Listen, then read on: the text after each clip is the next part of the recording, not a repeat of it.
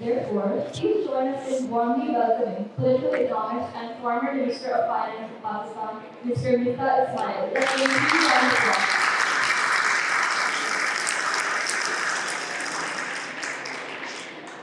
Everyone. My name is Ahmed Hassan and I'm a sophomore for accounting and finance. And I'm Abdullah Wawa, a sophomore BB teacher, and we are your hosts for today. Hassan Dishan will be joining us shortly as well. Sir, let's start off with questions. When you took the office in 2022, you famously described the fuel subsidies left by Imran Khan administration as economic landmine, which are designed to explode in the hands of whoever came next. And you made an incredibly unpopular decision. What your opinions in this regard? And more importantly, why do you think the successive Pakistani government remains so addictive to the subsidy, even when there are some challenges and bankruptcy comes up? Thank you to Hassan and all of you for inviting me, and all of you for coming and giving me an opportunity to talk to you. میں اکثر IBA آتا رہتا ہوں اور یہاں پہ بچوں سے بات کرنے میں we find it to be really a labour of love and a joy, اور خاص طور پہ جب بھی میں آتا ہوں اور شاہد صاحب آتے ہیں تو ہم ہمیشہ بہت امپریسڈ ہوتے ہیں جو بچے سوالات پوچھتے ہیں اس کا. So it is a wonderful opportunity for me as well to learn what you guys are thinking and to try and to engage with you guys, because you guys really ask very intelligent and very important questions. کل آپ میں سے کتنے لوگ تھے یہاں پہ جنہوں نے شاہد خاقان عباسی صاحب کی بھی بات سنی تھی؟ Very good. کیسی لگی آپ لوگوں کو ان کی گفتگو؟ اچھی لگی. چلیں تو کم از کم ان کی ٹرپ بھی یہاں پہ صحیح رہی. اچھا، سوال ان کا یہ ہے کہ جب میں آیا تھا تو خان صاحب اس وقت پیٹرول کی سبسڈی دے رہے تھے، تو کیا وہ ہمارے لیے آنے والی PDM کی حکومت کے لیے لینڈ مائن تھی، اور اس کا کیا اثر تھا، اور یہ کیوں ہوتا ہے بار بار؟ دیکھو، جب عمران خان صاحب کے خلاف وہ ہو رہا تھا ووٹ آف نو کانفیڈنس، تو وہ ظاہر ہے کہ نہیں ہارنا چاہتے تھے وہ ووٹ آف نو کانفیڈنس. تو انہوں نے یہ قدم اس لیے نہیں اٹھایا تھا کہ ان کی حکومت چلے جائے گی اور اگلی حکومت آئے گی تو اگلی حکومت جو ہے وہ پھنس جائے گی. وہ تو جب فروری میں تھوڑا سا میں پیچھے جاتا ہوں، وہ پاکستان کی تاریخ میں یہ ہوتا ہے کہ آپ کا فائنانس منسٹر جو ہے اس کو بہت مشکل فیصلے کرنے ہوتے ہیں ٹیکسوں کے بارے میں. جو آپ ٹیکس جمع کرتے ہیں اس میں 60%، 62% حصہ تو صوبوں کو چلے جاتا ہے. تو جب میں 18 میں فائنانس منسٹر تھا مثال کے طور پہ، تو جب ہم ٹیکس پیٹرول کا کبھی بڑھاتے تھے تو بلاول بھٹو صاحب بھی اس کی تنقید کرتے تھے، عمران خان صاحب بھی اس کی تنقید کرتے تھے. جبکہ جو ٹیکس بڑھتا تھا اس کے اندر سے بلاول بھٹو صاحب کی سندھ حکومت کو بھی پیسے جاتے تھے، عمران خان صاحب کی KP حکومت کو بھی پیسے جاتے تھے. تو وہ کبھی یہ نہیں کہتے تھے کہ اچھا ہم کو پیسے مت دینا، وہ پیسے تو لے لیتے تھے لیکن تنقید ساتھ کرتے تھے. تو جب عمران خان صاحب کے اوپر جب یہ عبدالحفیظ شیخ صاحب جو وزیر تھے، تو کووڈ کے زمانے میں تو ان کو IMF نے کنڈیشنز ہٹا دی اور بڑی آسانی ہو گئی، تو اچھا چلتا رہا. پھر جب کووڈ ختم ہوا تو حفیظ شیخ صاحب کو IMF نے کہا کہ بھئی اب کنڈیشنز واپس آئیں گی، تو معیشت جو ہے وہ واپس سے پھر جکڑنے لگی. جب معیشت واپس جکڑنے لگی تو حفیظ شیخ صاحب نے پھر ان سے جب اگریمنٹ کیا، ان سے پیسے لیے، لیکن وہ کنڈیشنز اپلائی کریں تو خان صاحب کو سمجھ میں نہیں آئی بات وہ کہ یار یہ تو واپس کنڈیشنز آ گئی ہیں IMF کی. تو انہوں نے حفیظ شیخ صاحب کو نکال دیا اور شوکت ترین صاحب کو رکھ لیا. شوکت ترین صاحب نے جو بجٹ دیا اس کے اندر کوئی کنڈیشنز IMF کی نہیں سنی، انہوں نے اپنی مرضی کا بجٹ دے دیا جو کہ ایک آسان بجٹ تھا، نئے ٹیکس نہیں لگائے وغیرہ وغیرہ. تو تعریف تو ہوئی لیکن ڈالر بڑی تیزی سے ڈپلیٹ ہونا شروع ہو گیا، ریسورسز کی کمی آنا شروع ہو گئی. تو پھر شوکت ترین صاحب کو بھی سمجھ آئی کہ یار IMF کے بغیر تو گزارا نہیں ہے، تو وہ بیچارے فوراً IMF کے پاس چلے گئے. جب IMF کے پاس وہ نومبر میں گئے تو IMF نے ان کو بہت ساری کنڈیشنز بتائیں. شوکت ترین صاحب نے وہ کنڈیشنز مانی اور نئے ٹیکسز وغیرہ بھی لگا دیے. یہاں پہ بھی غم و غصے کی لہر آ گئی کہ بھئی عمران خان نے بڑے ٹیکس لگا دیے. ان سب چیزوں کی خان صاحب جو تھے وہ 2010 سے بہت برائیاں کرتے تھے لیکن سب وہی کر دیا انہوں نے. اب جب وہ کیا انہوں نے تو نومبر میں یہ ڈیل ہوئی، فروری میں پھر IMF نے پیسے دیے. جب فروری میں پیسے دیے IMF نے تو اس کے 8 دن بعد آپ نے پھر IMF کی کنڈیشنز چھوڑ دی اور آپ نے یہ فیصلہ کر لیا, خان صاحب نے یہ فیصلہ کر لیا کہ ہم پیٹرول 150 روپے کا بیچیں گے اور ڈیزل جو ہے وہ 145 روپے کا بیچیں گے, بس دیٹس اٹ. یہ فیصلہ ہو گیا کہ جو بھی دنیا میں پرائس ہو, کیونکہ سارے کا سارا ہم درآمد کرتے ہیں, امپورٹ ہوتا ہے پاکستان میں, تو پاکستان کی جو پیٹرول کی پرائس ہوتی ہے وہ انٹرنیشنل پرائس سے لنکڈ ہوتی ہے. اگر دنیا میں پیٹرول مہنگا ہو جاتا ہے تو یہاں پیٹرول مہنگا آئے گا, آگے آپ مہنگا کر دیں گے. اسی طرح دنیا میں سستا ہوگا تو آپ سستا کر دیتے ہیں اور اس کے اوپر آپ کچھ ٹیکس وغیرہ بھی لیتے ہیں. انہوں نے کہا ٹیکس ویکس بھی چھوڑ دو, ہم 150 روپے کا پیٹرول بیچیں گے اور 145 کا ڈیزل بیچیں گے اور دیٹس اٹ, جو بھی ہو جائے.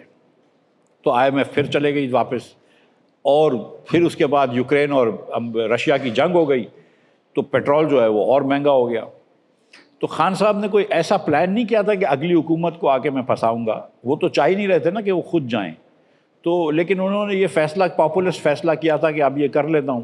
مجھے یہ پتا ہے کہ فائنانس منسٹری کے لوگوں نے ان سے کہا تھا کہ یار یہ بجٹ آنے دو جون کے اندر, اس کے بعد ہم پھر واپس IMF کی گاڑی میں آ جائیں گے. بلکہ عمران خان صاحب نے خود کہہ دیا تھا اپنے فائنانس سیکٹری کو کہ یار یہ اپریل کی یہ نکلنے دو, میں جیسے ہی جیتتے ہیں نا یہ ووٹ آف نو کانفیڈنس, تو ہم پھر پیٹرول کی قیمت مہنگی کر دیں گے. اس وقت وہ پریشر میں بھی تھے. اب جب مسلم لیگ کی حکومت آئی تو اب آپ یہ دیکھیں کہ 2 مرتبہ یہ ہوا ہے کہ فائنانس منسٹر صاحب پیسے لے کر آئے, حفیظ شیخ ان کو نکالا گیا, پھر شوکت ترین پیسے لے کر آیا, پھر اس کے بعد عمران خان صاحب چلے گئے اور اس کے بعد عمران خان نے وہ ڈیل توڑ دی. اب جب ہماری حکومت آئی تو حکومت سے چند دنوں پہلے میں شہباز شریف صاحب کے پاس گیا اور میں نے کہا کہ سر یہ تو پرائس بڑھانی پڑے گی پیٹرول کی. کب؟ میں نے کہا پہلے دن. بلکہ کچھ اور اکنامکس کے ان کے ساتھ لوگ آئے تھے, انہوں نے کہا کہ سر 1 مہینہ رک جاتے ہیں. تو میں نے کہا نہیں, واپس آؤ میرے ساتھ. پھر اس لڑکے کو میں ساتھ لے کے گیا جس نے ان کو کہا تھا کہ 1 مہینے بعد بڑھائیں گے. میں کہا نہیں, پہلے دن بڑھانی پڑے گی. اور ہماری یہ تقریباً بات ہو گئی تھی کہ جس دن آئیں گے ہم یہ سبسڈی ختم کر دیں گے. اور جب حکومت آئی جس دن, اس کے 2-3 دن بعد پرائس بڑھنے کی تھی. 11 تاریخ کو حکومت آئی ہے, 15 کو پرائس بڑھنے کی تھی. میں نے کہا کہ کم از کم آدھی پرائس سبسڈی اڑا دو. لیکن وہ بدھ کے دن شاید صبح احسن اقبال صاحب نے ان کو کہا, شہباز صاحب کو, کہ سر 15 دن رک جائیے, 15 دن بعد کریں. ابھی تو کل تو حکومت میں آئیں, آج پرائس بڑھائیں گے تو بڑی شور غول ہوگا, خان صاحب بڑے چلا دیں گے ہمارے اوپر. تو انہوں نے کہا اچھا 15 دن رک جاتے ہیں. اور IMF آپ سے بات کرنے کے لیے بھی تیار نہیں تھا, پیچھے سے ڈالر ڈپلیٹ ہو رہا تھا. اور آج اگر پیٹرول کی قیمت $60 ہے, $60 ہے دنیا میں, 60-70 کے درمیان ہے, ڈیپینڈنگ آن کہ ٹرمپ کا کیا بیان آتا ہے ایران کے بارے میں. اپریل 2021 میں پیٹرول کی پرائس جو تھی وہ ہو گئی تھی $124 بھی ہوئی تھی, $110 تھی جس دن میں وزیر بنا. اب دنیا میں $110 کی پرائس ہے, میں کہاں سے سستا کر سکتا ہوں؟ اور حکومت پاکستان کی جیب سے 70 روپے ڈیزل پہ بعد میں نقصان ہونے لگا, کیونکہ اور مزید بڑھ گئی. اور 1 لیٹر پہ 70 روپے ڈیزل پہ نقصان ہو رہا تھا اور 1 لیٹر پہ پیٹرول پہ 40 روپے نقصان ہو رہا تھا. تو دونوں کے 1-1 ارب لیٹر آ رہے تھے, تو میرا مہینے کا 110 ارب روپے کا حکومت کا نقصان ہو رہا تھا. نہ صرف ہم ٹیکس نہیں لے رہے تھے بلکہ ہم سامنے دے رہے تھے. اس کا برعکس دیکھیں کہ آج حکومت جو ہے وہ 80 روپے ٹیکس لیتی ہے اس کے اوپر. تو حکومت جو ہے وہ تقریباً 150 ارب روپے کا مہینے کا ٹیکس جمع کر رہی ہے. اس وقت ہم اپنی پلے سے, اپنی جیب سے, حکومت اپنی جیب سے 110 ارب روپے دے رہی تھی اور وہ ختم ہی نہیں ہو رہا تھا. اور میں ان کو سمجھاؤں کہ بھائی یہ کرو ورنہ حکومت چھوڑ دو. کوئی زبردستی تو نہیں تھی, کسی نے سر پہ بندوق تو نہیں رکھی تھی. آپ اپنی سیاست بچانے کے لیے ملک بینکرپٹ کریں گے, نہ آپ کی سیاست بچے گی نہ ملک بچے گا. اس پہ ہماری روز لڑائی ہوتی تھی. لیکن وہ ڈار صاحب کو وزیر بننا تھا تو وہ میاں صاحب کو چڑھاتے تھے کہ 1 روپیہ بھی نہیں بڑھاؤ پرائس اور مجھے بھیج دو. اس میں تالی بجانے کی کیا بات ہے مجھے بتاؤ؟ وہ مطلب وہ ملک کو اور میں روز لڑائی کرتا تھا کہ جب تک میں بیٹھوں گا وزیر, میں ملک کو بینکرپٹ نہیں ہونے دوں گا. اس پہ تالی بجا دو. ٹھیک ہے. پھر بڑی مشکل سے پرائس برابر کی, IMF سے پیسے لے کر آیا. 10 سپٹمبر کو یا 10 سپٹمبر کو IMF سے پیسے آئے, 12-15 سپٹمبر کو انہوں نے مجھے بھی فائر کر دیا. تو یہ میں اکیلا نہیں تھا, اس سے پہلے حفیظ بھی فائر ہو چکے تھے, شوکت بھی صاحب کا بھی ایگریمنٹ ٹوٹ چکا تھا. تو یہ ہوتا ہے پاکستان کے اندر کہ فائنانس منسٹر IMF سے ڈیل کرتا ہے, وہ پیسے لے کے آتا ہے, پھر آپ اس کو فائر کر دیتے ہیں. پاکستان میں پولیٹیکل اسپیئر میں ایک بڑا مشہور کیس ہے کہ ناصر موڑ سے گزرا ہے. شہزاد صاحب کا ایک وہ بھی ایک زیادہ کیس ہے. تو جب بھی ہماری اکانومی ریکور ہوتی ہے, جب بھی اچھے دن آنے چاہیے, برے دن آتے ہیں. بومر میں بس سائیکل میں پھنسے لگا. تو کیا اس بار ہم ایکسپٹ کرتے ہیں کہ بومر بس سائیکل سے Delegates, please maintain the decorum while the question and answer sessions are going on. Please pay attention to what we are talking about. Thank you. Thank you बेटा। तो ये सवाल क्या नाम है बेटा तुम्हारा? अब्दुल्ला ने जो सवाल पूछा है, ये सवाल मुझे चाय के कमरे में इसने पूछा था ना, क्या नाम है तुम्हारा? हसन ने पूछा था कि पाकिस्तान बूम एंड बस्ट की साइकिल में क्यों होता है, कि एक मरतबा आपका 6% की ग्रोथ आती है और फिर उसके बाद आप वापस मरने क्यों लगते हैं, और फिर रुपया डिवैल्यू होता है वगैरह वगैरह। तो दो, मैं एक तो ज़रा लंबा सा जवाब दूंगा सीरियसली, लेकिन पहले मैं आपको एक, it's a joke but it's actually also serious joke, कि शहबाज शरीफ साहब has now broken the boom bast cycle, you have to give him that. इन्होंने अब बस्ट टू बस्ट साइकिल बना ली है, ठीक है, कि हम बस्ट के अंदर ही फिर से बस्ट हो जाएंगे, हम बूम पे जाएंगे ही नहीं। तो ये शहबाज शरीफ की आप ये तारीफ़ करें। अब शहबाज शरीफ ही बोल सकते हैं, इन्होंने मना किया है कि किसी और की बुराई नहीं करना, बस शहबाज शरीफ तक रखना। तो मैंने कहा अच्छा चलो ठीक है। तो इनको किसी ने कहा है IBA के किसी बड़े ने कि यार बस शहबाज शरीफ तक बुराई रखना, मैंने कहा ठीक है भाई, ठीक है। तो अब सवाल ये है कि पाकिस्तान में बूम बस्ट साइकिल क्यों होती है। मैं ज़रा सा तुम लोगों को बेटा फिर लेके जाऊँगा 2007 तक, ठीक है। 2000 ये हम हर मरतबा अमेरिकनों के जहाद में शामिल हो जाते हैं, आपको पता है। कभी हम रशिया के अंदर जनरल मोहम्मद ज़ियाउल हक साहब के ज़माने में रशिया के ख़िलाफ़ जहाद में शामिल हो गए थे CIA के साथ मिलकर। फिर 2000 के अंदर हम वापस एक जहाद में शामिल हो गए थे जिसके अंदर हम पता नहीं किसके ख़िलाफ़ थे, कभी गुड तालिबान के ख़िलाफ़ थे, कभी बैड तालिबान के ख़िलाफ़ थे, ज़्यादातर अपने आप के ख़िलाफ़ ही थे। तो जिसके खमियाजा आज भी हम भुगत रहे हैं। तो 2007 में जब मुशर्रफ साहब की हुकूमत में क्यू लीग की हुकूमत थी और इलेक्शंस 2008 में करने थे, तो दुनिया में पेट्रोल की कीमतें बहुत बढ़ गईं। तो ज़ाहिर है कि इसका जवाब ये होना चाहिए था कि पाकिस्तान में भी पेट्रोल की कीमत बढ़ा दो, उन्होंने नहीं बढ़ाई। और जो करंट अकाउंट डेफिसिट था वो as a percentage of GDP Pakistan का हाईएस्ट हुआ, मेरे ख्याल से 7% of GDP current account deficit हुआ। तो 2008 के इलेक्शंस हुए, इलेक्शंस के बाद अगली हुकूमत को फ़ौरन IMF के पास जाना पड़ा, डिवैल्यू करना पड़ा, 60 रुपये का डॉलर था 100 रुपये पे लेके जाना पड़ा वगैरह वगैरह, ये 40 रुपये का था 60 रुपये पे लेके जाना पड़ा। तो वो हम बस्ट इसलिए हो रहे थे कि हमने बूम की थी 2008 में ज़बरदस्ती, और हमने कर्ज लेकर पाकिस्तान में पैसे फेंके थे ताकि थोड़ी सी बूम आ जाए, इलेक्शन अच्छा निकल जाए। उसके बाद हमने कहा अगली इलेक्शन के बाद देख लेंगे, तो इलेक्शन के बाद फिर बस्ट हो गया। पीपल्स पार्टी के ज़माने में अल्लाह की मेहरबानी से ना बूम आया, लेकिन बस्ट ही बस्ट चलते रहे।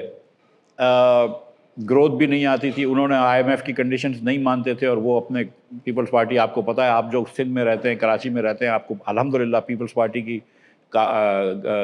हुक्मरानी के बारे में बहुत अच्छी तरह पता है। रोज़ देखते हैं आप लोग, ठीक है, सड़कों पे देख लेते हैं, यूनिवर्सिटी रोड पे देख लेते हैं, हर जगह देख लेते हैं। तो उसके बारे में छोड़ देते हैं 5 साल।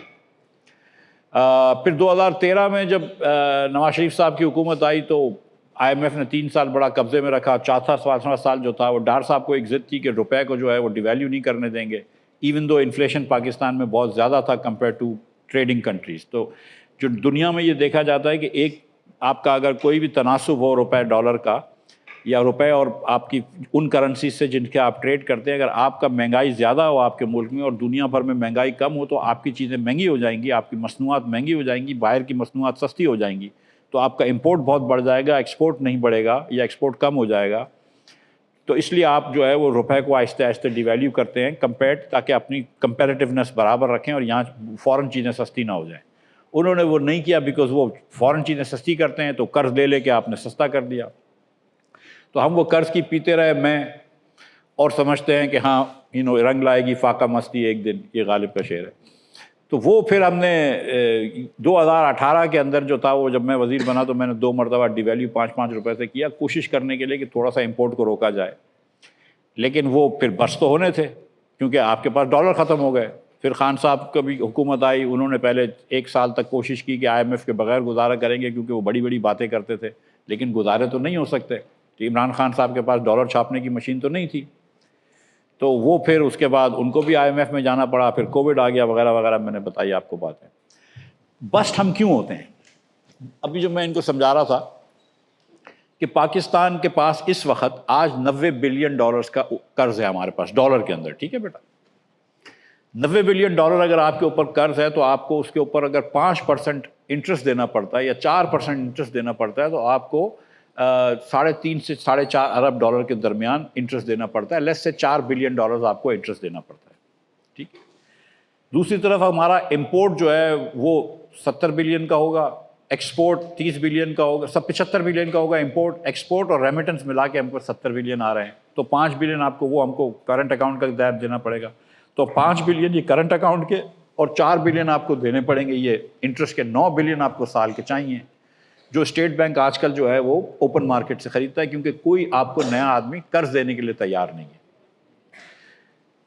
تو آپ جب معیشت کھولتے ہیں, کہ جب آپ معیشت میں اجازت دیتے ہیں کہ چلو ہم معیشت کو تھوڑی سی آزادی دیتے ہیں, معیشت کو کھولنا دیتے ہیں, تو کس طرح معیشت بڑھتی ہے. جب کہتا ہے نا اکنامک گروتھ آتی ہے, امپلائمنٹ بڑھتی ہے, وہ کس طرح بڑھتی ہے؟ امپلائمنٹ بڑھتی ہے اس طرح کہ آپ نئے بزنسز لگا رہے ہیں, آپ ریسٹورینٹس کھول رہے ہیں, آپ انڈسٹری لگا رہے ہیں, آپ شاپنگ مال کر رہے ہیں. ان سب چیزوں کے اندر امپورٹ شامل ہوتا ہے. مشینز لگاؤ گے تو امپورٹ ہوگا, سریا لگانا امپورٹ کریں گے, لوہا امپورٹ کرنا پڑتا ہے, اسکریپ آئرن امپورٹ کرنا پڑتا ہے, الومنیم امپورٹ کرنا پڑتا ہے, کیمیکلز, ہزار چیزیں امپورٹ کرنی پڑتی ہیں, گاڑیاں امپورٹ کرنی پڑتی ہیں. So economic boom can not happen without imports. لیکن جس ملک میں آلریڈی 9 بلین کا خسارہ چل رہا ہے فارن ایکسچینج کا, اس میں اندر اگر مزید امپورٹ کریں گے تو ڈالر ختم ہو جائیں گے. اور ڈالر ختم ہونے کے بچانے کی 2 صورتیں, یا ایکسپورٹ بڑھا لو جو ہمارا نہیں پڑتا ہے, اس کے اندر الگ سے بات کر لیتے ہیں, اور دوسرا یہ ہے کہ قرض لے لو.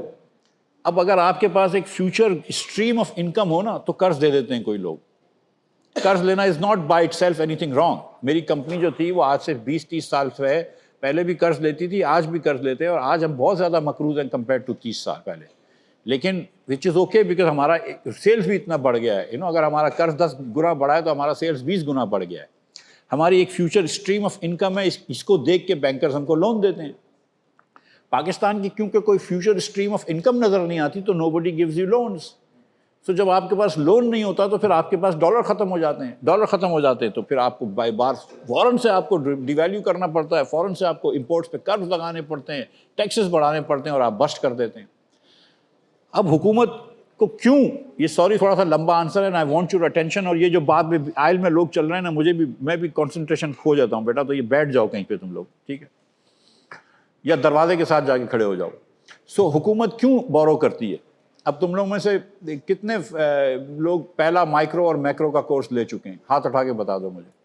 یا رسول اللہ, بس یار پہلے سال کے اندر سب کو ایک مائکرو اور میکرو کا کورس کروانا چاہیے. میں ابھی یعقوب بنگش ہے نا, ابھی تمہارا ڈین آیا ہے, میرا دوست ہے وہ بڑا اچھا, اس کو بھی میں بولوں گا. اور اکبر زیدی صاحب اگر آپ سنیں بعد میں یہ میری اسپیچ دیکھ لیں کہ میں نے کسی کی برائی نہیں کی ہو, تو اس کو میری بھی آپ سے گزارش یہ ہے کہ مائکرو اور میکرو کا پہلا کورس جو ہے نا وہ ہر آئی بی اے کے اسٹوڈنٹ کو پہلے سال میں پڑھانا چاہیے. یہ میرا خیال ہے, but obviously I am biased being an economist.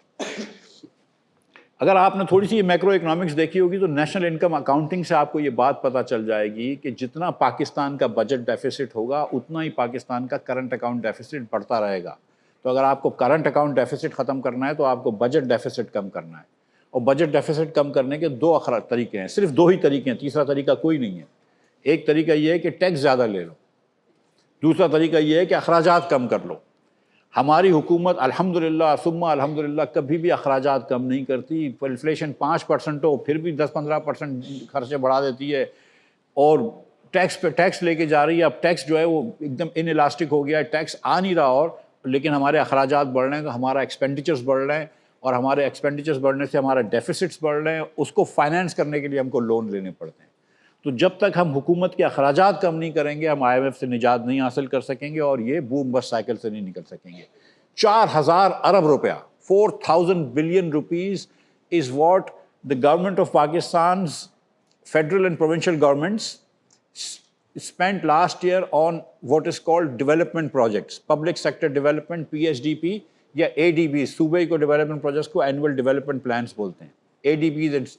اور اس میں میں آپ کو یقین سے بتا رہا ہوں کہ ہر روپے پہ کم از کم 20 پیسے چوری ہوتے ہیں, اور اوسطاً 35-40 پیسے چوری ہوتے ہیں, اور کہیں کہیں جو ہے کسی صوبے میں 60-80 پیسے چوری ہوتے ہیں.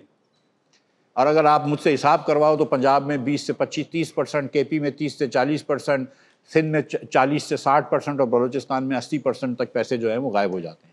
تو جب 4000 ارب روپیہ آپ ایک کنویں میں پھینک رہے ہیں اور جب آپ کے پاس پیسے کی کمی ہے اور ٹیکس نہیں آ رہے اور ٹیکس کی وجہ سے آپ نے جب نوکری پیشہ لوگوں کے اوپر آپ 38% ٹیکس لگا رہے ہیں، جب آپ بچوں کے دودھ کے اوپر سیلز ٹیکس لگا رہے ہیں، تو اس وقت تو شاید آپ کو پی ایس ڈی پی روک دینا چاہیے نا۔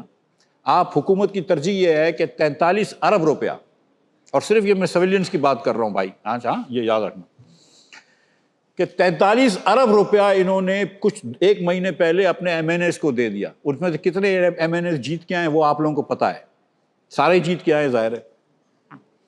تو ان 43 ارب روپے کا مطلب ہے کہ ہر حکومت کے ایم این اے کو 25-25 کروڑ روپے دیے کہ اپنے علاقے میں لگاؤ۔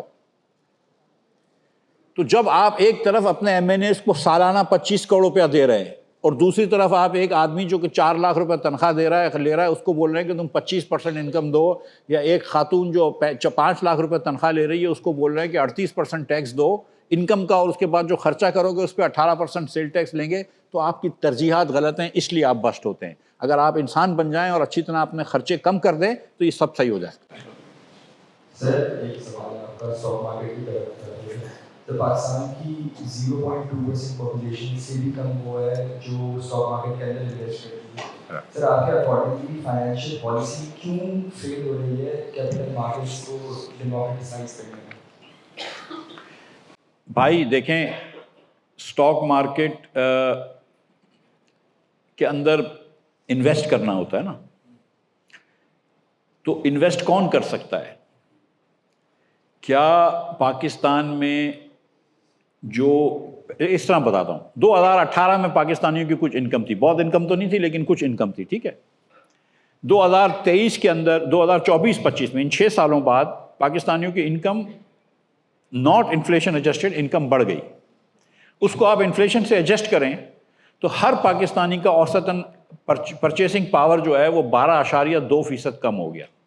ہر پاکستانی 18 سے لے کے 24 سے 25 تک، 18 سے 25 کے جون تک پاکستانی 12.2% غریب ہوا ہے اوسطاً۔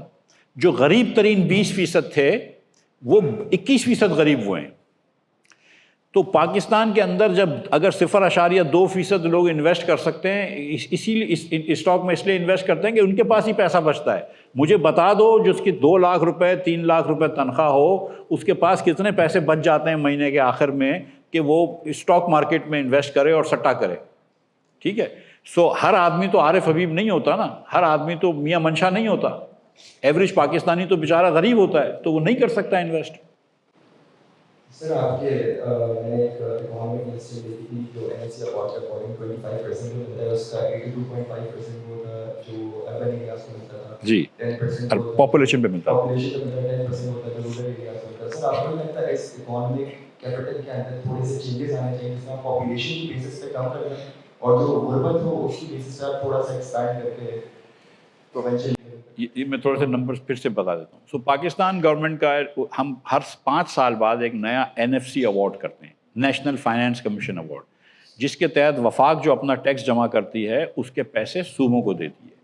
1997 میں جو NFC ایوارڈ ہوا تھا جب میاں محمد نواز شریف صاحب وزیر اعظم تھے، تو اس میں ہم 37.5% پیسے صوبوں کو دیتے تھے، 37.5۔ مشرف صاحب آئے تو انہوں نے ایک چیز بہت ہی اچھی کی تھی جس کو ہم کہتے ہیں یہ ناظم کا رواج لے کے آئے تھے اور لوکل گورنمنٹ کو ڈیوالو کیا تھا، ٹھیک ہے، اور لوکل گورنمنٹس کو افیکٹو کر دیا تھا۔ وہ ہر جگہ پہ بڑی لوکل گورنمنٹس اچھی ہو گئی تھی۔ شاہ محمود قریشی صاحب نے MNA سے ریزائن کر کے اپنے سٹی کے ناظم بنے تھے، وہ بڑی بات تھی، اور انہوں نے وہ 41% کر دی 2002 میں، اور اس کے بعد انہوں نے کہا کہ ہر سال 1% بڑھے گی، اور وہ 47 تک لے گئے۔ پھر 2010 کے اندر جو ایوارڈ ہوا، 2011 میں معاف کیجیے گا، نہیں 2010 میں جو ایوارڈ ہوا 2010 میں، اس میں انہوں نے فیصلہ کیا کہ ہم 57.5% پیسہ صوبوں کو دیں گے، اس کے علاوہ KP کے اندر ہم 1% پیسہ اور دیں گے کیونکہ وہ وار اینڈ ٹیرر ادھر ہو رہی تھی، اور اس کے علاوہ سندھ کو ہم جو ہے وہ 0.67% پیسہ ڈویزبل پول کا دیں گے کیونکہ انہوں نے 97 میں آکٹرائی ختم کی تھی۔ اس کے علاوہ وفاق کو فیڈرل گورنمنٹ کو آزاد کشمیر کو فنڈ کرنا ہوتا ہے، گلگت بلتستان کو فنڈ کرنا ہوتا ہے، اور پورے فاٹا کے خرچے اٹھانے تھے۔ اور جب فاٹا کا انضمام بھی ہو گیا KP کے ساتھ، اس کے بعد بھی جو KP گورنمنٹ فاٹا کے اوپر خرچ کرتی ہے وہ وفاق الگ سے دیتی ہے۔ تو وفاق کے تقریباً 62-63% پیسے جو ہیں وہ صوبوں کو چلے جاتے ہیں۔ ہم نے یہ ریگریشن کروایا, میرے ایک دوست ہیں سویل حسین صاحب, اکانومسٹ ہیں لاہور میں, انہوں نے یہ ریگریشن کروا کے دیکھا ہے, اسٹیٹسٹیکل انالیسس کر کے دیکھا ہے.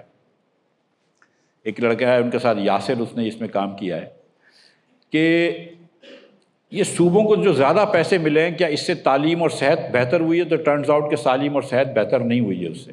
تو وہ پیسے بیسکلی ضیاع ہو گیا جو ہم نے دے دیا.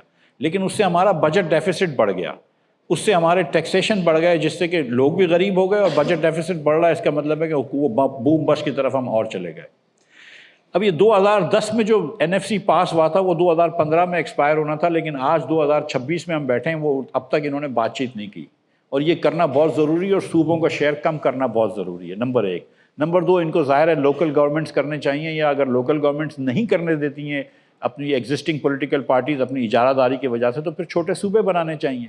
لیکن ایسا تو نہیں ہو سکتا نا کہ جو لیول آف حکومت سروس دیتا ہے, وفاق تو ٹیکس لیتا ہے, صوبے جو ہیں وہ اجارہ داریاں کرتے ہیں. آپ کو جو خدمت دیتا ہے, جو ایجوکیشن, ہیلتھ, یہ سب سروسز دیتا ہے لوگوں کو, روڈ رستے بناتا ہے جو کراچی میں نہیں ہے, پانی جو دیتا ہے جو کراچی میں نہیں ہے, لا اینڈ آرڈر جو دیتا ہے جو کراچی میں نہیں ہے, یہ تو سب چیزیں لوکل گورنمنٹ کی کرتی ہیں. تو لوکل گورنمنٹ تو آپ نے ختم کر دی ہے, لیکن پیسہ آپ نے اس کا لے لیا ہے.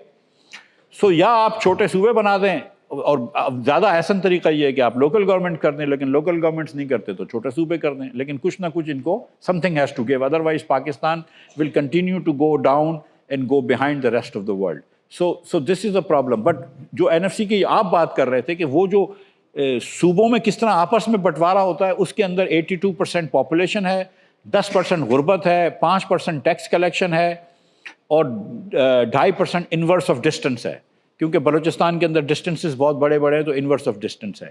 اس کے اندر اب یہ کہتے ہیں کہ یار جس تیزی سے پاپولیشن بڑھ رہی ہے اس کے خلاف کچھ ہونا چاہیے, کہ اگر آپ کی پاپولیشن پہ تو دو, لیکن اس کے ساتھ ایک یہ فارمولا بھی ڈال دو کہ اگر آپ کی گروتھ آف پاپولیشن سلو ہے تو آپ کو زیادہ پیسے ملیں گے, تو انسینٹیوائز صوباز کہ تم پاپولیشن کم کرواؤ. جی سر میرا ایک سوال تھا کہ ریسنٹلی میں نے رپورٹ دیکھی, اس میں تھا کہ جو پر کیپٹا بجٹ ہے سندھ کا اوور آل کا پر کیپٹا 50 سے زیادہ ہے. جی جی. تو اس میں یہ کہ آپ نے کسی باقی پنجاب گورنمنٹ کے وہ ساؤتھ پنجاب میں نہیں کرتے, صرف لاہور میں کرتے ہیں, سندھ میں تو کوئی چیز ہی نہیں ملتا ہے ایسا نہیں. یہ میں آپ کو بتانا چاہتا ہوں کہ کراچی کے لوگ خاص طور پہ ان کا یہ گمان ہے کہ سندھ حکومت جو ہے وہ کراچی کے ساتھ بہت ڈسکرمنیٹ کرتی ہے اور سندھ کے اندر کام کرتی ہے, کراچی میں نہیں کرتی. میں بہت ٹریول کرتا ہوں پورے اندرون دہی سندھ کے اندر, کراچی میں بھی. میں آپ کو یقین دلا رہا ہوں کہ سندھ حکومت جو ہے وہ کام کہیں پر بھی نہیں کرتی ہے, کوئی ڈسکرمنیٹ نہیں کرتی ہے. ہاں ایک ڈسکرمنیشن بہت پکا انسٹیٹیوشنل ہے اور 100% ہے اور بہت ہی زیادہ پرویسو ہے, کہ سندھ حکومت جو ہے وہ ایک بھی نان سندھی اسپیکنگ کو ہائر نہیں کرتی. ٹھیک ہے, تو کراچی کے لوگ مطلب اگر آپ اردو اسپیکنگ کہہ لیں, ماجر کہہ لیں, واٹ ایور, یا پنجابی کراچی کے اندر جو ہیں اتنے ہی رہتے ہیں جتنے ماجر ہیں, پٹھان کراچی میں اتنے ہی رہتے ہیں جتنے ماجر ہیں. ان تینوں کو آپ کبھی بھی نہیں دیکھتے کہ حکومت کی کسی سروس میں ہوں گے. اگر انہوں نے 26 DSP رکھے ہیں تو 26 کے 26 سندھی اسپیکنگ ہوں گے. آپ 40 بچوں کی اگر حکومت کی کلاسوں میں جاتا رہتا ہوں, حکومت کی کلاسوں میں جاتا ہوں, جن کو پڑھاتا ہوں 18ویں سے 19 گریڈ میں, ایک بھی نان سندھی اسپیکنگ نہیں ہوتا ہے.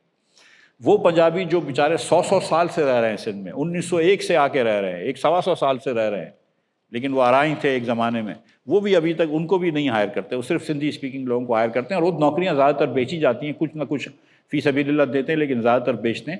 تو اس پہ بہت زیادہ ڈسکرمنیشن کرتے ہیں, یس, لیکن کام نہ کرنے پہ الحمدللہ پیپلز پارٹی والے کہیں ڈسکرمنیٹ نہیں کرتے.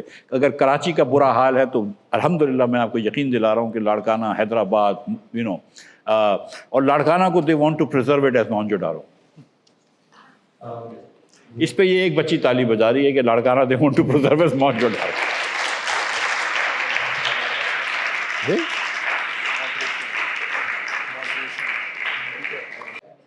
Sir, I have a question. Sir, in your time as finance minister, it is rare that the finance minister doesn't get corruption allegations. You faced 0. That's really impressive. Sir, I have a question. As a finance minister of Pakistan, were you ever approached about offering of corruption? How can you handle that? Because at the end of the day, one of the main things that we fix about, and I myself do, is the integrity we have in the Pakistan government, and we don't see that. بیٹا دیکھو, میں یہ بتا دوں کہ جیسے حفیظ شیخ صاحب تھے, ان کے اوپر بھی کوئی کرپشن کی ایلیگیشن نہیں تھی. سلمان شاہ صاحب تھے, مشرف صاحب کے زمانے میں ان کے اوپر بھی کوئی کرپشن کی ایلیگیشن نہیں تھی، اورنگزیب کے اوپر بھی کوئی بھی نہیں، ٹھیک ہے. ایسی مطلب اتنے لوگ چور نہیں ہوتے جتنے کہ خان صاحب کہتے تھے کہ سب چور ہوتے ہیں. اور خان صاحب نے مجھے بچے میں آپ لوگوں کو 5 مہینہ in May I have something to do about 5 months. تو میں پہلی مرتبہ وزیر خزانہ بنا 5 مہینے کے لیے. اس کے بعد خان صاحب نے مجھے جیل بھیجا 5 مہینے کے لیے. اس کے بعد دوسری مرتبہ وزیر خزانہ بنا 5 مہینے کے لیے. تو اب تیسری مرتبہ اگر کوئی باری آئی تو پتہ نہیں کیا آتی ہے، جیل کی یا وزارت کی. باری تو جیسے جیل کی ہے، لیکن 5 مہینے از مائی نارمل ٹینیئر. دیکھو میں جب ایک مرتبہ پی آئی اے کے ڈائریکٹر تھا تو 2 کمپنیاں پی آئی اے کو ایک سروس بیچنا چاہ رہی تھی. ایک کا نام ایمیڈیس تھا اور ایک کا نام گیلیلیو تھا، آئی تھنک یہی نام تھے. یہ ریزرویشن سروسز بیچتے ہیں. تو مجھے بھی انہوں نے بریف کیا تھا، تو میں بھی کسی ایک کمپنی کو ووٹ دینا چاہ رہا تھا کہ اس کو دے دو کانٹریکٹ. تو وہ رات کو مجھے فون آیا ایک صاحب کا، اس نے کہا کہ ہم آپ کو اس کمپنی کو جس کو میں ووٹ دینا چاہ رہا تھا اسی والی کمپنی نے فون کیا کہ ہم آپ کو $5 لاکھ دیں گے. تو میں نے اپنے بھائی سے کہا، تو بھائی نے کہا اس کو اپنی بیلنس شیٹ تو دکھا، میننگ کہ یو کین افورڈ $500,000. لیکن بہرحال پھر میں نے کیا جو کر سکتے ہیں، وہ گیا ہی نہیں، وہ میٹنگ میں ہی نہیں گیا، رائٹ. اور پھر دوسرے دن میں شاہد عباسی صاحب کے پاس گیا، وہ پیٹرولیم کے وزیر تھے. میں کہا یار میری پی آئی اے سے جان چھڑوا دو. اور میں نے پھر پی آئی اے سے ریزائن کرنے کا کہہ دیا، اور 1-2 مہینے بعد میں اس بورڈ سے ہٹ گیا. تو اور جنرلی مطلب that was a very weird thing and I was in my career. بعد میں جو ہے نا مطلب لوگ جانتے ہیں کہ مطلب مفتاح is not somebody who takes money, so nobody comes and bothers you, nobody says کہ سر آپ. اور اس طرح ہوتا بھی نہیں ہے. جو پاکستان میں کرپشن ہوتی ہے وہ، جیسے میں آپ کو ایک مثال دیتا ہوں کہ جیسے ابھی شوگر انڈسٹری نے کیا. سو یہ مسئلہ جب بھی آیا تھا کہ جب میں وزیر تھا، لیکن ابھی اس بار آیا کہ شوگر کی انڈسٹری نے کہا کہ بھائی ہم شوگر کی بہت زیادہ ایکسیس ہو گئی ہے، ہم کو بیچنا ہے. اچھا، شوگر انڈسٹری ہر سال آپ کو آ کے یہی بولتی ہے کہ شوگر ایکسیس ہو گئی ہے، ہم کو ایکسپورٹ کرنا ہے. تو ایک صاحب ہے مصدق ملک صاحب، وہ چیئرمین تھے کمیٹی کے جو کہ شوگر ایکسپورٹس اور پرائس مانیٹرنگ کمیٹی کے چیئرمین تھے. تو مصدق ملک صاحب شاید نہیں مان رہے تھے، ان کو انہوں نے ہٹا دیا چیئرمین شپ سے اور کسی اور کو چیئرمین بنا دیا. وہ نام میں نہیں لیتا. جو نئی کمیٹی بنی اس نے، حکومت پاکستان نے 6 لاکھ ٹن کی اجازت دے دی ایکسپورٹ کی. 6 لاکھ ٹن چینی ایکسپورٹ ہو گئی تو یہاں پہ شارٹیج ہو گئی، $50 پر کلو چینی کی پرائس بڑھ گئی. تو چینی کے جو بھی مالکان ہیں مل کے ان سب کو $50 کلو ایکسٹرا بچ گیا.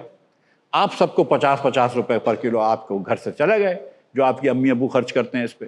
اب چکر یہ کہ آپ لوگوں کے گھر پہ 3-4 کلو چینی آتی ہے تو آپ لوگوں کو $200 کی مار لگی. پورے پاکستان، اکراس پاکستان $200 کی مار لگی. لیکن جن کو فائدہ ہوا ہے ان کو تو $25 ارب پر منتھ کا فائدہ ہوا ہے. تو یہ کرپشن ہوتی ہے پاکستان میں. پھر اس کے بعد انہوں نے ابھی امپورٹ کروائی، زبردستی امپورٹ کرائی، وہ بھی مہنگی امپورٹ کری. مارکیٹ سے جو انٹرنیشنل مارکیٹ آلریڈی ہائی تھی اس سے بھی $40 مہنگی امپورٹ کری. تو اس میں بھی انہوں نے جو ڈنڈی ماری ہے. لیکن یار جو لوگ چور ہوتے ہیں وہ چور ہوتے ہیں، اس کا کیا کر سکتے ہیں لیکن اللہ تعالیٰ کی بڑی مہربانی ہے کہ شاہد عباسی صاحب اور میرے اوپر کبھی بھی کسی نے کوئی یہ نہیں سوچا کہ ہم نے خدا نہ خواستہ کبھی کرپشن کی. اور اگر ایک چھوٹی سی بات کر دوں اس میں سے، آپ لوگ مجھے پتا ہے کہ زیادہ تر جو ہیں وہ کسی اور پارٹی کو سپورٹ کرتے ہیں جس کا نام نہیں لے سکتے. لیکن نہ صرف میں نے کبھی کرپشن نہیں کری، میری بیوی نے بھی کسی سے انگوٹھی نہیں دی. تو تالی بجا دو نا، میری بیوی نے تو انگوٹھی نہیں دی، سب کو تالی بجانی چاہیے. آپ لوگ تھوڑی مان رہے ہیں کہ آپ کے لیڈر کی بیوی نے لے لی تھی.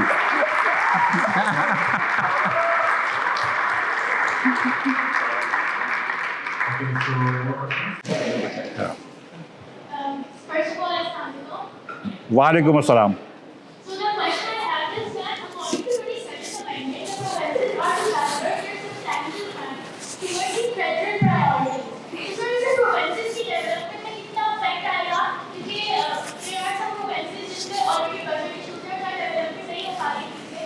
For example, Balochistan में तो उस तरह से उनकी development में और कितनी hindrance आएगी और क्या effect आएगा? بیٹا ذرا پہلا جو سینٹنس تھا according to the 27th amendment کیا تھا؟ Provinces are to Divert their substantial funds towards federal priorities. بیٹا یہ 27th امینڈمنٹ میں بہت ساری چیزیں یہ نہیں لکھا ہوا، قسم سے یہ نہیں لکھا ہوا. Sir, میری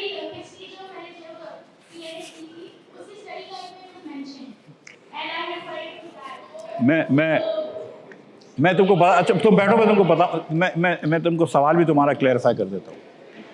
میں تم کو تمہارا سوال کلیئرفائی کر دیتا ہوں. جو IMF سے ایگریمنٹ ہوتا ہے نا, اس میں ایک ڈیفیسٹ کو کنٹرول کرنے کے لیے ایک چیز ہوتی ہے کہ بھئی ڈیفیسٹ اتنا ہوگا, پورے ملک کا ڈیفیسٹ اتنا ہوگا. تو ہوتا یہ ہے کہ ملک کا ڈیفیسٹ وہ کہتے ہیں کہ 7,000 ارب روپیہ ہونا چاہیے.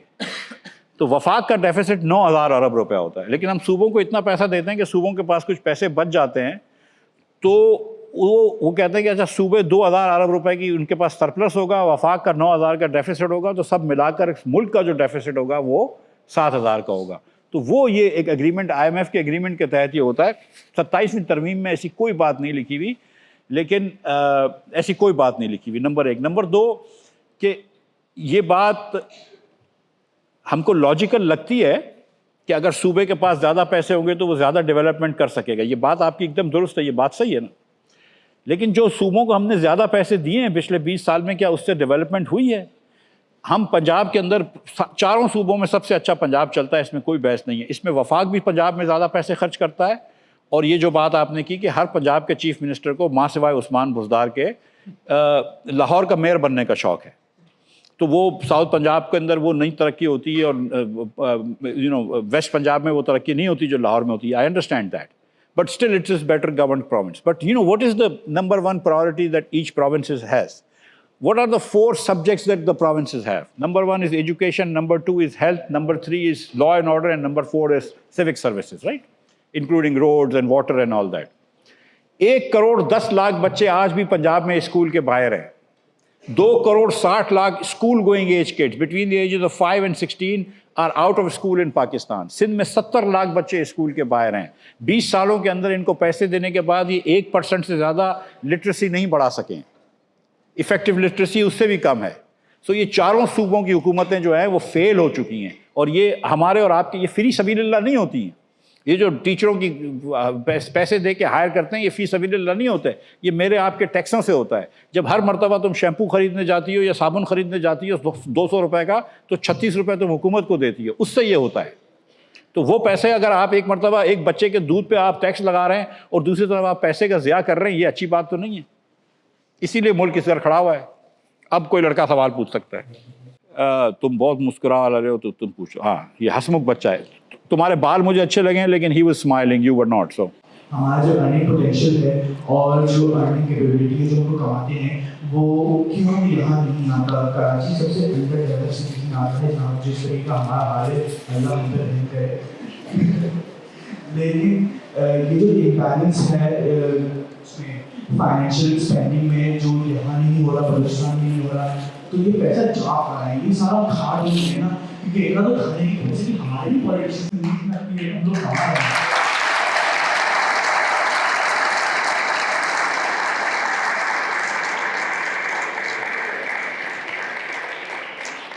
ایک تو آپ نے یہ پوچھا کہ یہ پیسہ جا کہاں رہا ہے.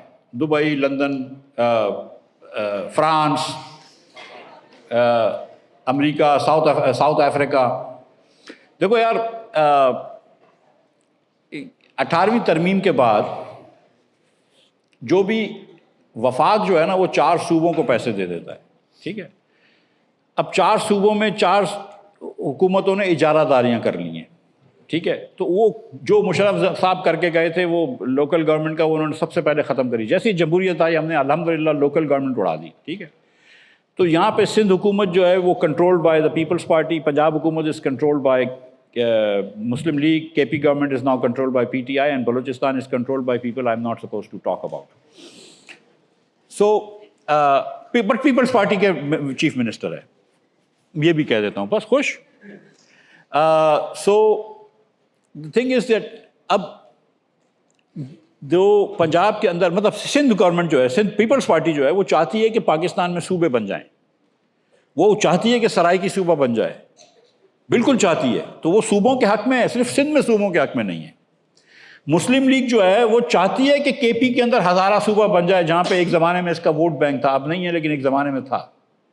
ٹھیک ہے, وہ بالکل چاہتی ہے کہ وہاں پہ صوبہ بن جائے. وہ صوبوں کے حق میں سوائے پنجاب کے. ٹھیک ہے, MQM ماشاء اللہ جب یہاں پہ حکومت میں تھی کراچی میں مشرف صاحب کے زمانے میں, تو وہ باتیں بڑی کرتے ہیں. کبھی کبھی اب بھی کچھ ایم کیو ایم کے کچھ سپورٹر مل جاتے ہیں آپ کو, کچھ الطاف حسین کے بھی سپورٹر پاکستان میں مل جاتے ہیں. There is no accounting for intelligence I suppose. But بوری بند لاشوں کا آپ نے سنا تھا, بھتوں کا سنا تھا آپ نے, ٹھیک ہے, مطلب and how can you be so ethnically biased. You live in a city in Pakistan, in Karachi, which is maybe a third, approximately 1/3, Urdu speaking, 1/3 Pashtun, 1/3 Punjabis. And you only talk about one ethnicity? Are you, matlab, what sort of a person, Pakistani are you? میں تو یہ جو nationalist ہوتے ہیں نا, جو ہر وقت Sindhi nationalist کھڑے ہو جاتے ہیں اور پنجابی نیشنلسٹ کھڑے ہو جاتے ہیں, پشتون نیشنلسٹ کھڑے ہو جاتے ہیں, یہ بیوقوف لوگ ہیں یا یہ موٹیویٹڈ لوگ ہیں. مطلب پاکستان میں لڑائی جو ہے نا وہ ایلیٹس کی ہے, اشرافیہ کی, عام آدمی سے, ٹھیک ہے. اٹس ناٹ جسٹ امیر, I should correct myself, it's not امیر, اٹ از دا, یہ جو شوگر مل والے ہیں نا, اس نے جو شوگر مل والوں نے اپنی شوگر کی قیمت بڑھائی نا, اس نے ڈزنٹ گیو اے ڈیم کہ جو کنزیومر ہے وہ ماجر ہے یا کنزیومر پنجابی ہے یا کنزیومر پٹھان ہے, بولتا ہے مجھے 50 روپے میرے دے دے, آئی ڈونٹ کیئر تو گھر میں کون سی زبان بولتا ہے. یہ پاکستان میں لڑائی ہے. جو لنگوسٹک بیریئر ہے جس میں تم لوگ you are on the right side of linguistic barrier, وہ انگریزی بولنے اور اردو بولنے والوں کی ہے یا انگریزی نہ بولنے والوں کی ہے. جو انگریزی نہیں بول سکتے وہ کہیں پر بھی چاہے نہ آئی بی اے پہنچتے ہیں, نہ اس کے بعد اچھی جابز مل سکتی ہیں, جب تک آپ لوگوں کے ایکسنٹ اچھے نہیں ہو جائیں جیسے اس بچی کا تھا, پھر آپ کہیں پر بھی پہنچ جائیں گے. سو دا تھنگ از کہ this is what you need to understand کہ the problem in Pakistan is not ethnic groups, the problem in Pakistan is structure of governance. Unless and until we change the structure of governance in Pakistan, there is nothing wrong with our politicians, there is nothing wrong with our bureaucrats, there is nothing wrong with our military, there is nothing wrong with our judges. We are just stuck in a low equilibrium, and we have to change that equilibrium either by a shock therapy or something, and come up with a new national consensus, a new جس کو new charter between the people, جس کو آپ constitution بھی کہتے ہیں, یا اردو کے اندر ایک جس کو کہتے ہیں نیا سماجی معاہدہ, یا ایک زمانے میں اس کو عمرانی معاہدہ کہتے تھے, لیکن اب میں سماجی معاہدہ ہی کہتا ہوں کیونکہ لوگ کنفیوز ہو جاتے ہیں. عمرانی سے مراد سماجی ہے. تو ہم کو ایک نیا ایگریمنٹ چاہیے نیشن کے اندر کہ یار this is not how you should be behaving, کہ جو جدھر چاہے وہ دوسرے کے خلاف ڈسکرمنیٹ کرے, کہ جہاں پہ سندھی میجورٹی میں وہ سندھیوں دوسرے کے خلاف میجورٹی میں ڈسکرمنیٹ کریں, جہاں پہ پنجابی میجورٹی میں وہ دوسروں کے خلاف ڈسکرمنیٹ کریں, جہاں پہ پشتون میجورٹی میں وہ دوسروں کے خلاف ڈسکرمنیٹ کرے, جہاں پہ اردو اسپیکنگ میجورٹی میں وہ دوسروں کے خلاف ڈسکرمنیٹ کرے. ایک دوسرے کو پاکستانی سمجھو, اپنا بھائی سمجھو, اور ڈسکرمنیشن چھوڑ دو.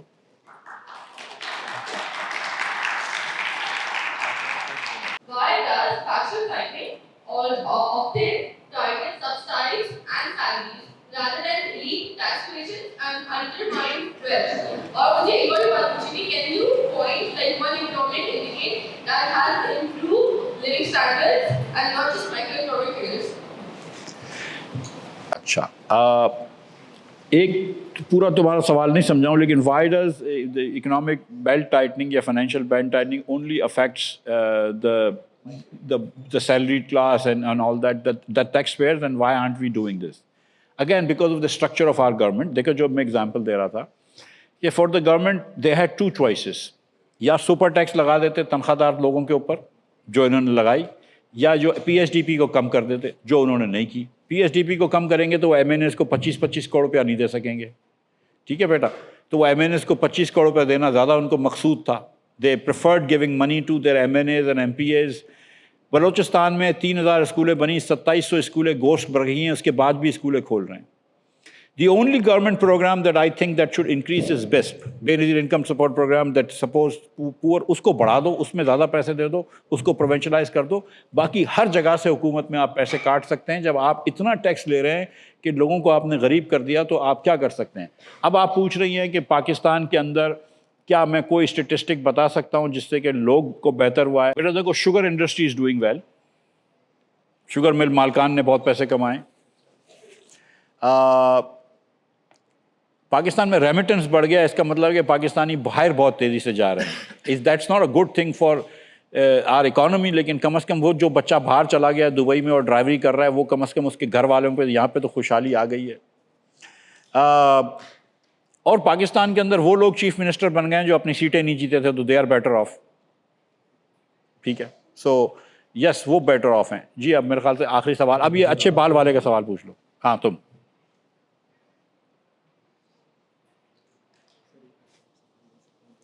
ہاں ایک سوال آپ کے پاس اس کے بعد آئیں گے.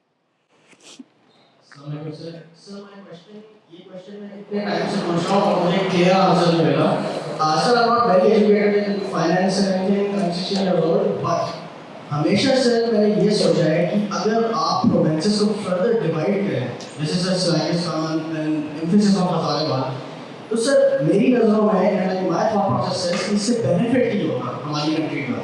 تو سر ایک منسٹریز کے حساب سے ایک فائنانس کے حساب سے سر اس کے ڈاؤن سائڈس اور اس کے اپ سائڈس میں اینڈ فردر سر ایک بریف آرٹیکل سر مجھے میرے انکل نے کہا تھا آج سے 3 سال پہلے sir if you want revolution the middle class has to fall because جب آپ باٹم لائن میں دیکھیں گے جب وہ ریٹس کو دیکھیں گے ریولیوشن کے only happen then. Sir can you please answer one of these. Uncle کو بولو یار ریولوشن کی باتیں نہ کرے, اچھی اچھی باتیں کرے. تو بیٹا دیکھو شاہد خاقان عباسی صاحب یہ سمجھتے ہیں کہ اس ملک کے اندر ہر ڈویژن کو صوبہ بنا دینا چاہیے. جتنی لوکل گورنمنٹ چھوٹی ہو جائے گی اور جتنی لوگوں تک پہنچ جائے گی اتنا فائدہ ہوگا. تو زیادہ صوبے بنانے سے کوئی نقصان نہیں ہو سکتا ہے. لوگوں کا یہ خوف ہے کہ اس کے بعد اگر آپ 36 صوبے جو شاہد صاحب کہہ رہے ہیں اس کا مطلب ہے کہ 36 چیف منسٹرز بن جائیں گے, 36 وزراء کی کابینہ بن جائے گی, 36 قسم کے ڈالے آ جائیں گے, ان کی پروٹوکولیں آ جائیں گی, تو وہ ایک ہو جائے گا. لیکن آپ جو ہے نا وہ آپ کی سوچ ہی غلط ہے کہ آپ کو چیف منسٹر کے پاس ڈالے کیوں ہونے چاہیے, آپ کے ہیلی کاپٹرز کیوں ہونے چاہیے, جہاز کیوں ہونے چاہیے. ٹھیک ہے, جب آپ کے میئر کے پاس نہیں ہے تو 36 وہ میئر ہو جائیں گے ایک طریقے سے. تو اس کی یہ ضروری نہیں ہے کہ ہم کو پروٹوکول اور چیف سیکرٹریز ہائر کرنے پڑیں, آپ اس کو ڈفرینٹلی چلا سکتے ہیں.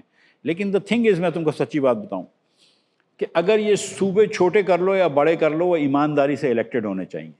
اگر وہ ایمانداری سے الیکٹڈ نہیں ہوں گے تو پھر وہی چال ہو جائے گی. ٹھیک ہے, سو ہم ایک زمانے میں جمہوریت ہوا کرتی تھی پاکستان میں, آج نہیں ہے کیونکہ جو لوگ الیکٹ نہیں ہوئے وہ حکومت پہ بیٹھے ہوئے ہیں. رائٹ, یہ اتنی اجازت تھی نا. ہاں, تو بس اب اس کے آگے منع کر رہا ہے. لیکن جو تھنگ اس کے چھوٹے صوبے ضرور بنائیں, لیکن اس سے احسن طریقہ یہ ہے, شاہد بھائی تو کیونکہ پنجاب میں رہتے ہیں, لیکن میں کیونکہ سندھ میں رہتا ہوں تو یہ بات سمجھتا ہوں کہ سندھی بولنے والے جو ہیں یہ اس کے بہت خلاف ہے, تو اور ان کی کچھ جائز ایک دم ریزرویشنز ہیں. تو بیسٹ یہی ہے کہ آپ لوکل گورنمنٹ کو امپاور کر دیں, اور وہ سارے پاورز جو کہ سیوک ڈیلیوریز ہوتی ہے, پولیس, ہیلتھ, ایجوکیشن, روڈ, رستے, وہ آپ لوکل گورنمنٹس کو دے دیں اور ڈائریکٹ فنڈنگ کر دیں, تو وہی کافی کام ہے. اگر وہ نہیں کریں گے تو ایونچولی صوبے بنیں گے. جی بیٹا آخری سوال ہے.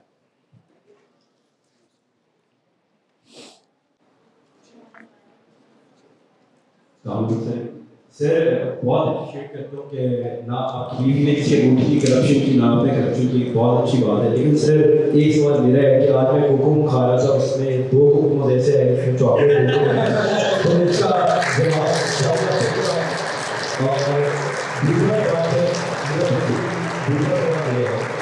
سر پاکستان میں فائنانس منسٹر ایگزسٹ کرتے ہیں, ٹھیک ہے, وہ ریونیوز کو کنٹرول کرتے ہیں, بجٹنگ دیکھتے ہیں. پاکستان کے پاس ایک منسٹری ہے جو اکنامک افیئرس کو ڈیل کرتی ہے, وہ بیسکلی انٹرنیشنل آپ کے جو ایڈز ہوتی ہیں اس کے بعد بجٹنگ وہ دیکھتی ہے. ہم نے بھی بات کی ریولیوشن کی کہ پاکستان میں جو پروونسز ہیں ان میں آپ سے بھی چاہیے اور یہ سب کچھ, تو کیوں ہماری جو اکنامک افیئرس کی منسٹری ہے اس کو ہم ڈومیسٹک پالیسیز کے لیے یوز نہیں کرتے ہیں, کیونکہ پاکستان میں ہم یہ دیکھتے ہیں کہ پالیسیز نہ کرتے ہیں.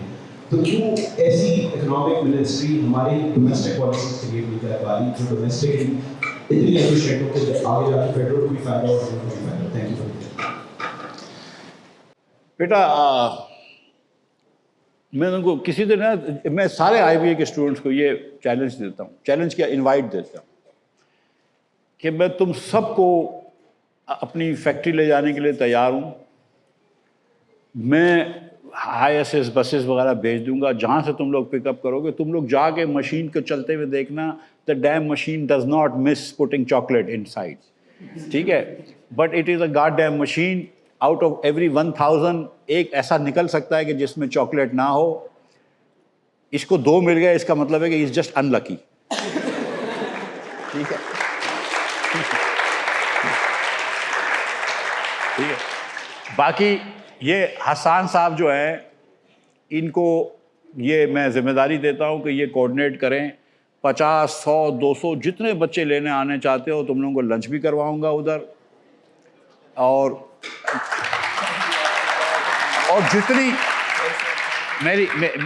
کوکومو میری 2 جگہ بنتی ہیں, ایک ہب میں بنتی ہے اور ایک پورٹ قاسم میں بنتی ہے. پورٹ قاسم پہ ان کو لے جائیں گے, پورٹ قاسم میں تم لوگوں کو فیکٹری دکھا دیں گے, اس کے ساتھ ہماری پولیسٹر کی فیکٹری ہے 1-2 وہ بھی دکھا دیں گے تم کو, اور لنچ بھی کروا دیں گے. خود دیکھ لو, اپنے آنکھوں سے دیکھ لینا کوکومو کے مشین کے, اس کے اندر ہم کوئی ڈنڈی نہیں مار سکتے. بیٹا جو دوسرا آپ کا سوال تھا, یہ کچھ بات ہو رہی ہے کہ جو ہماری پلاننگ وزارت ہے اس کو 2 حصوں میں توڑ دیں, ڈیولپمنٹ الگ کر دیں, پلاننگ الگ کر دیں. احسن بھائی مان نہیں رہے کیونکہ وہ دونوں چیزیں رکھنا چاہتے ہیں, دیکھو کیا ہوتا ہے. لیکن دا تھنگ از کہ جو پرابلم اس حکومت میں ہے نا وہ کمپیٹنس کا ہے. دیکھو ہم بجلی بھی آج اس طرح بیچ رہے ہیں جیسے ہم بجلی 20 سال پہلے 15 سال پہلے بیچتے تھے جب بجلی کی شارٹیج ہوتی تھی. اب انہوں نے 4 روپے 4 پیسے کم کیے بجلی کے ریٹ میں نا انڈسٹریز کے لیے. لوگ بڑے خوش تھے کہ یار وہ تصویریں آئیں, انڈسٹری نے اشتہار لیے کہ ہم سے کراس سبسڈی سے ہمارا ریٹ 4 روپے کم کر دیا. اس سے پہلے 2 مہینے پہلے انہوں نے ہر کنزیومر کے بل میں 3 روپے 23 پیسے پر یونٹ ڈال دیا تھا جو سرکولر ڈیٹ کا سود بھرنے کے لیے. تو اس پہ کوئی بات نہیں ہوئی, پھر 4 روپے کم کیے. آج انہوں نے کہا کہ ہم ہر میٹر پہ فکس چارجز بڑھا رہے ہیں, تم لوگوں کے گھر میں عموماً 500 روپیہ ہر میٹر سے 500 روپیہ لے لیں گے, تو 125 ارب روپیہ ان کو جو انڈسٹری کو بریک دی تھی وہ کنزیومر سے لے لیں گے. سو یہ حکومت جو ہے نا seriously, I tell you this is seriously incompetent. I mean seriously incompetent. Shehbaz Saab really does not have a good team and he doesn't really understand how to bring economic growth. Shehbaz Sharif and economic growth cannot go together. Thank you all. عوام پاکستان بدلیں گے نظام.